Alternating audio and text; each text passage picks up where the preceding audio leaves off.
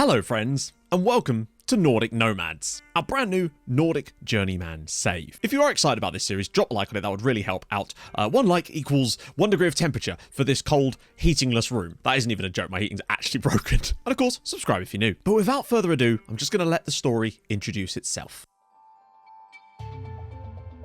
This is Kalle Forsberg, an aggressively average human being. He's 35 years old, has worked various everyday jobs, and coaches youth football on the side for his entire life, all of which has been spent in Sweden. Uppsala, to be precise. But 3 weeks ago, he received a voicemail that changed all that.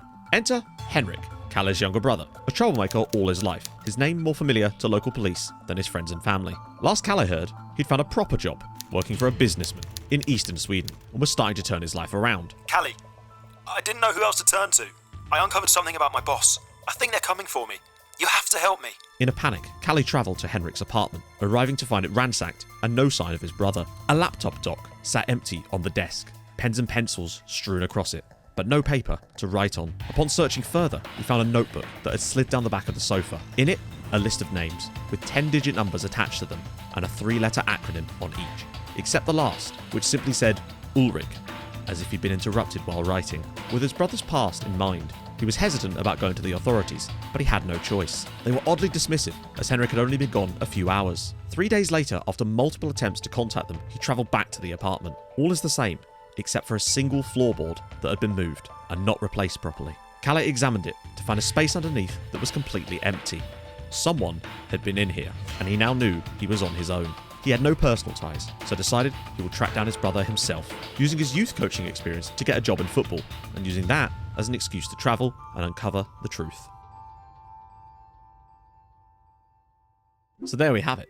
I just wanted to try something completely different for this save. And if you're wondering what happened to the Newcastle Blue Star save, basically lower league databases, particularly in England, are completely balked at the moment, so that's had to go fully on the back burner or revisit it later in the year. Our goals for this save, from a football manager perspective anyway, are to win each of the Nordic leagues with a team that has never won the top flight before, and then after that, take one of those teams all the way to the Champions League, and of course, well, hopefully win it. But of course, Kalle has to be a little bit careful to stay under the radar, hence not managing any of the big sides if he can avoid it. And of course, along the way, we'll be uncovering clues to his brother's disappearance and solving the case as we go along. Certain big moments and games in the save as well will also serve as branching points for the story, depending on the outcome of them. As for the schedule for the series, it isn't going to be on my normal schedule. The videos will come out when they're ready. It will still be as many as I can get out a week, of course, but I really do want to focus on quality videos that I'm really proud of. But this is Kalle Forsberg, and these are his manager stats.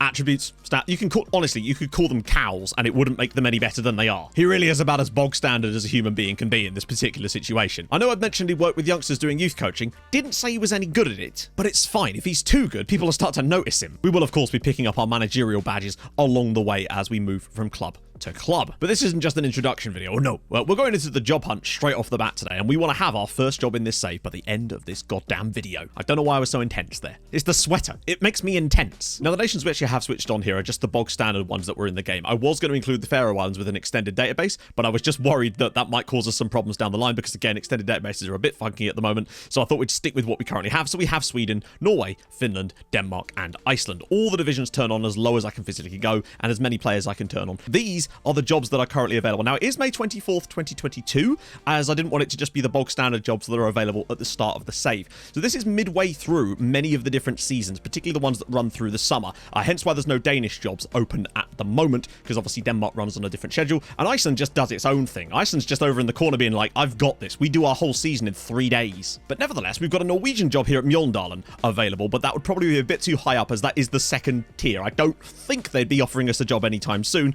and also a couple of second and first tier jobs in Sweden, same kind of problem there. But on the plus side, we've got Hammarby Talling FF and Stenungsunds IF over in the Swedish, I think that's the 4th tier actually. That sounds about perfect. But out of pure curiosity, we are of course going to apply for all of them. Now, I suppose from Kalle's perspective, taking his first step into football management, staying in Sweden for his first job probably wouldn't be the worst idea in the world for him. It's not like we'd have to go all the way to the top in Sweden before we moved clubs. We could easily move in between. There's nothing to say we can't come back. Now, obviously, I'm not the type to take the first job that comes along, but we have actually been offered a job interview with Stenungsunds. I'll be honest, my Swedish geography is not brilliant, so I actually don't know where that is, but it is in Sweden. I can tell you that for free. So we're going to do it, since we didn't get the KTP job either. Now, I have no idea how capable we actually are of getting these jobs. I really hope we are able to get one. Appears to be in the running for a few jobs right now. Well, I mean, that's a stretch, David. I promise you I can cultivate a healthy dressing room atmosphere.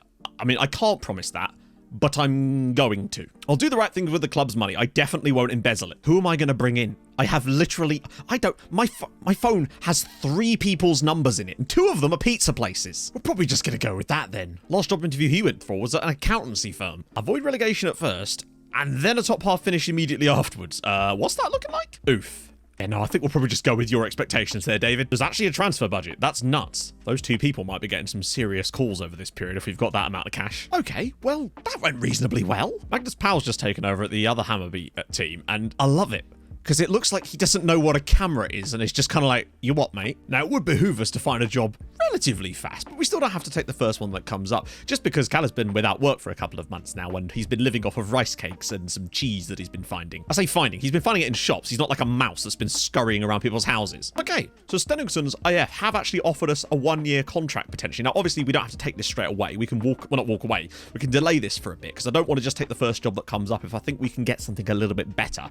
But at this point, you just don't know, do you? So we'll delay. Bring me jobs. I know it doesn't stand for boys, but I just love the idea of a team being called Landskrona Boys. It sounds like a gang, but like a really nice gang that goes around cleaning off graffiti and like helps old ladies cross the road. Not quite as awful as Högeborgs. That's very awful. Where's that job? Okay, Smedby are interested too. I didn't even look at where they were. Also struggling.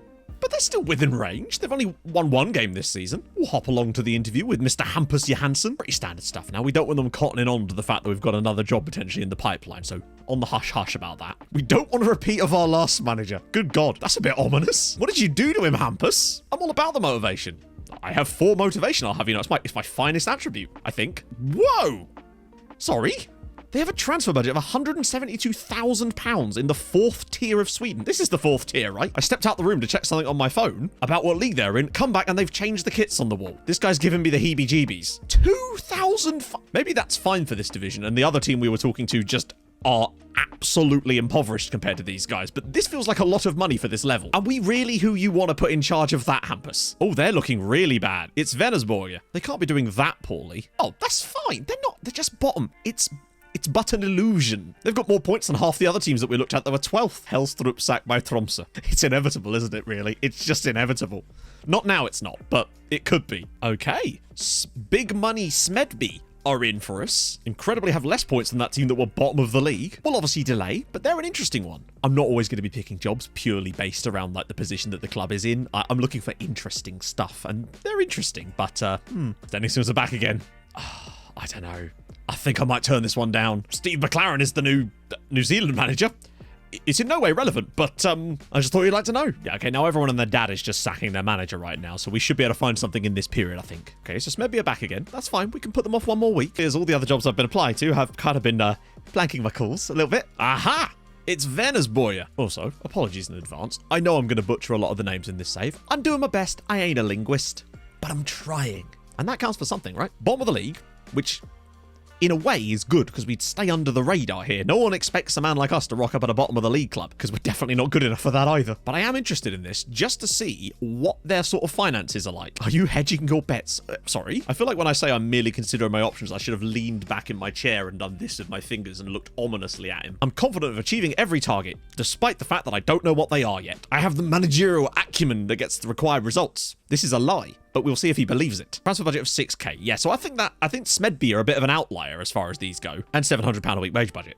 That lot really are overspending over at Smedby, aren't they? We'll obviously delay, but now we've got that in the bag. How much were they offering us a week? £350 a week. Interesting that Karlbergs, and they are in the mud, man. Severe mud of the 3rd tier, though. Ooh, that is surprising that they're even interested in us, considering they're a 3rd tier side and not a 4th tier side. Although, for much longer, we don't really know, with 2 wins in 13 and they're 7 points from survival. But maybe they wouldn't expect to stay up. Either that or it's like that scene from Fun with Dick and Jane where they just bring him in for an interview so they can laugh at him. That's a very low transfer budget. Good God. Okay, they've got a lot of cash floating about. It's just, my guess is, it's like the one guy that's on like 2k a week or something. It's like the chairperson's son or something. Okay, this is the part where Smedby come in and I dismiss them because we've got better options, Hampus. And I don't trust him more than anything else. We've also been offered a job at, forgive me, Exults.